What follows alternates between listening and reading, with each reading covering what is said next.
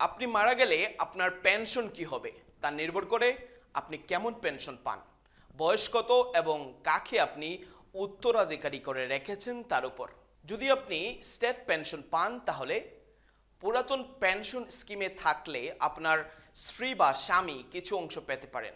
নতুন স্কিমে মৃত্যু হলে কিছু অতিরিক্ত অর্থ, যাকে বলে প্রটেক্টেড পেমেন্ট, অর্ধেক অংশ স্বামী বা স্ত্রী পেতে পারেন। ডিফাইন্ড বেনিফিট পেনশন, এটা মূলত সরকারি চাকরি বা পুরনো কর্মস্থলের পেনশন। এতে সাধারণত স্বামী বা স্ত্রী মৃত্যুর পর 50% পর্যন্ত পেনশন পেতে পারেন। ডিফাইড কন্ট্রিবিউশন পেনশন মানে আপনি যে টাকা জমিয়ে রেখেছেন সেটা আপনার উত্তরাধিকারীরা একসাথে তুলতে পারেন, মাসে মাসে আয় করতে পারেন বা ড্র ডাউন পদ্ধতিতে নিতে পারেন। ট্যাক্সের বিষয়েও ভাবতে হবে।